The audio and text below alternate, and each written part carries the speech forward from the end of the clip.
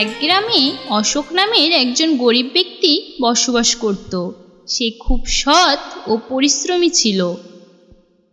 অশোক তার স্ত্রী ও ছোট মেয়ে দীপ্তির সাথে ছোট্ট একটা বাড়িতে থাকত। একদিন অশোক বাড়ি থেকে বাজারের জন্য বের হলো। অশোক গ্রামের পথ দিয়ে বাজারের দিকে যাচ্ছিল। যেতে যেতে রাস্তায় তার সাথে মাখনলালের দেখা হয়। কি অশোক, কোথায় চললে? এই তো বাজারের দিকে যাচ্ছিলাম। আমিও বাজারেই যাচ্ছি। শুনলাম সেখানে অনেক গরু বিক্রেতা এসেছে, আর সব ভালো ভালো গরু খুব কম দামে বিক্রি করছে। তাই? কম দামে গরু বিক্রি করছে? হ্যাঁ, খুব সস্তায়।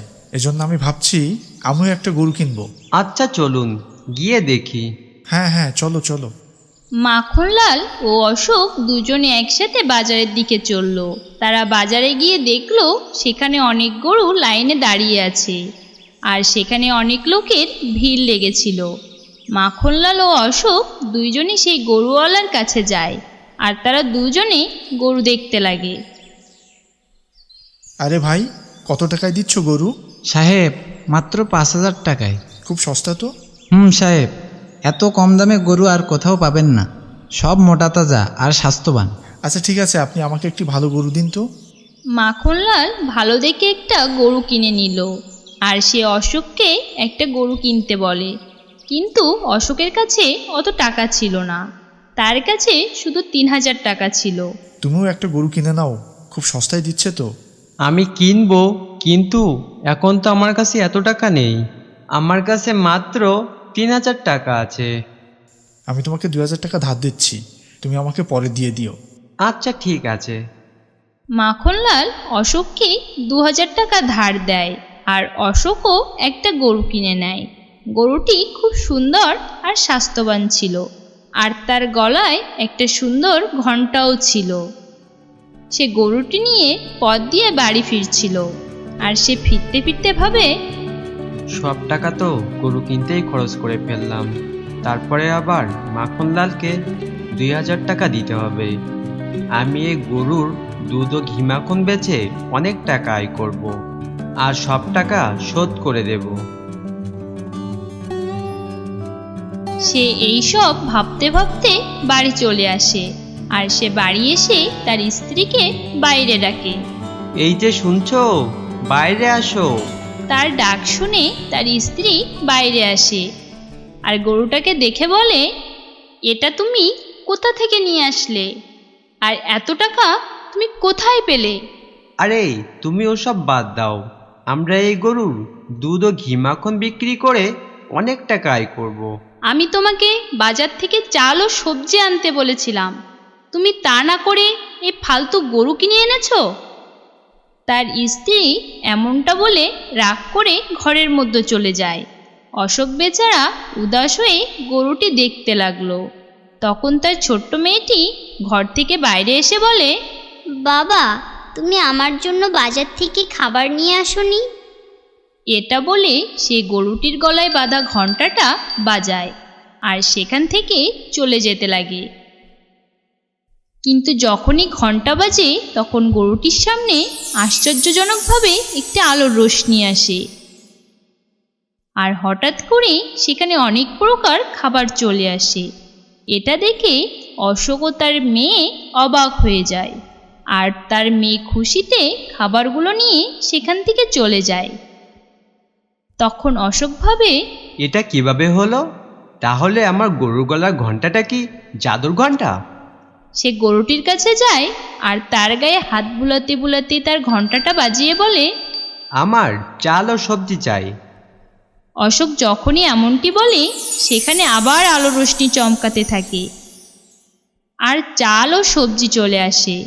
অশোক এটা দেখে মহা খুশি হয়ে যায়, আর সে তার স্ত্রীকে ডেকে বলে, এই যে শুনছো, তাড়াতাড়ি একটু বাইরে আসো। তার স্ত্রী বাইরে আসার সাথে সাথে সে তার স্ত্রীর হাতে সবজির ঝুড়িটা তুলে দেয়, আর তার জাদুর গরুর ব্যাপারে বলতে লাগে। তার স্ত্রী ভীষণ খুশি হয়ে যায়, গরুটির কাছে যায়, আর তার গায়ে হাত বুলাতে বুলাতে তার ঘণ্টাটা বাজিয়ে বলে, আমার অনেক টাকা চাই, আমাকে অনেক টাকা দাও। কিন্তু সেখানে কিছুই আসে না। তখন সবাই চিন্তা করতে লাগে। তখন অশোক বুঝতে পারে যে টাকা পাওয়া যাবে না। এই গরু আমাদের প্রয়োজনীয় জিনিসের চাহিদা পূরণ করবে। তুমি টাকা বাদ দিয়ে তোমার প্রয়োজনীয় জিনিস চাও। তারপর থেকে তাদের যখনই কোনো কিছুর প্রয়োজন হতো তখন তারা তাদের গরুর থেকে চেয়ে নিত। এভাবে দেখতে দেখতে তাদের সব অভাব দূর হয়ে যায় আর তারা খুব ভালোভাবে জীবন কাটাতে লাগে। এ খবর আস্তে আস্তে গ্রামের সবাই জেনে যায় আর অশোকের হঠাৎ করে বড়লোক হয়ে ওঠায় সবাই হিংসা করতে লাগে। আরে ভাই, অশোক এমন কি দান মারলো যে সে হঠাৎ করে এত বড়লোক হয়ে গেল? জানি না ভাই, ও কোনো গুপ্তধন পায়নি তো? আরে না ভাই, আমি শুনেছি এসব কিছু ওর ওই গরুটা আসার পর থেকেই শুরু হয়েছে। হ্যাঁ ভাই, এটা অবশ্যই ওই গরুরই কোনো চমৎকার হবে। ওই গরুতেই কোনো কিছু আছে। তাদের এসব কথা মাখনলাল সামনে দাঁড়িয়ে শুনছিল আর তার অশোকের উপরে হিংসে হতে লাগলো। এই অশোক এত গরিব ছিল আর এখন আমার থেকেও বড়লোক হয়ে যাচ্ছে। এটা অবশ্যই ওর ওই গরুর কোনো কাজ হবে। আমাকে যেভাবেই হোক ওর ওই গরু নিয়ে নিতে হবে। আর এটা বলে মাখনলাল সেখান থেকে চলে যায়। একদিন অশোক তার গরুটিকে নিয়ে মাঠে ঘাস খাওয়াচ্ছিল।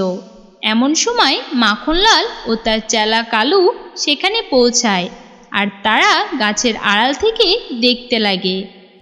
তারপরে মাখনলাল কালুকে ইশারা করে। কালু অশোকের কাছে যায় আর বলে, আরে অশোক, তোমার বাড়িতে আগুন লেগে গেছে, তুমি শিগগিরই বাড়ি যাও। হঠাৎ করে এমন কথা শুনে সে ঘাবড়ে যায়। হ্যাঁ, আমি এখনই যাচ্ছি, কিন্তু আমার এই গরু। আরে তুমি ওকে ছাড়ো, ওকে আমি দেখছি, তুমি তাড়াতাড়ি বাড়ি যাও। অশোক দৌড়াতে দৌড়াতে বাড়ির দিকে যায় আর এদিকে অশোকের যাওয়ার সাথে সাথে মাখনলাল গরুটির কাছে যায় আর তারা দুজনে সেখান থেকে গরুটি চুরি করে নিয়ে যায়।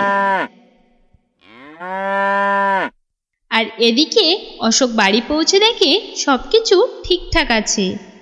সে দৌড়াতে দৌড়াতে মাঠের দিকে যায় আর তার গরুটিকে খুঁজতে লাগে, কিন্তু সেখানে তার গরুটিকে খুঁজে পায় না আর সে মাটিতে বসে কাঁদতে লাগে। আমার প্রিয় গরুটা কোথায় গেল? আমার প্রিয় গরু। অশোক ও তার স্ত্রী সারা জায়গা ভালো করে খুঁজে দেখে, কিন্তু তার গরুটিকে কোথাও খুঁজে পায় না।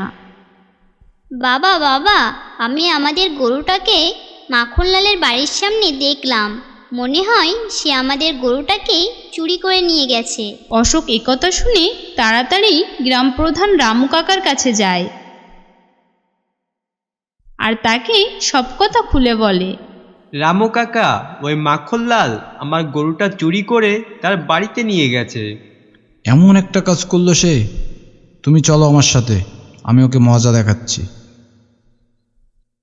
অশোক ও তার স্ত্রী আর গ্রাম প্রধান রামু কাকা মাখনলালের বাড়িতে যায় আর গিয়েই দেখে তার বাড়ির সামনে অশোকের গরুটা বাঁধা আছে।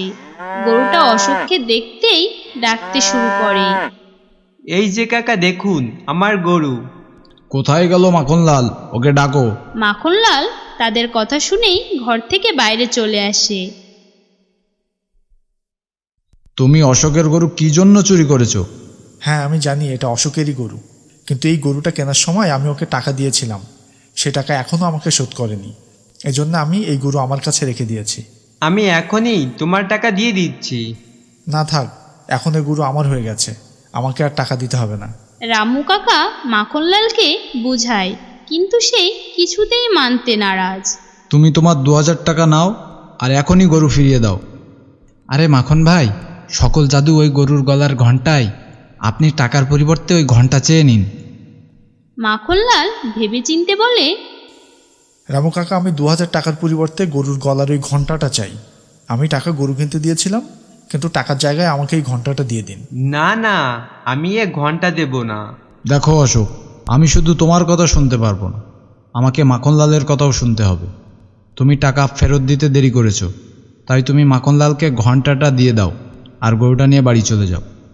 বেচারা অশোকের কাছে আর কোনো পথ না থাকায় তার গরুর গলার ঘণ্টাটা খুলে দিতে হয়। ঘণ্টা পেয়ে তো মাখনলাল মহা খুশি হয়ে যায় আর অশোক উদাস হয়ে পরিবারের সাথে বাড়িতে ফিরে যায়। আমরা আবার গরিব হয়ে যাব। ওই জাদুর ঘন্টা তো এখন আমাদের কাছে নেই। অশোক উদাস হয়ে গরুটির দিকে দেখতে লাগলো। এমন সময় তার মেয়ে এসে বলে, বাবা বাবা, আমাদের ঘরে তো চাল নেই, সব চাল শেষ হয়ে গেছে।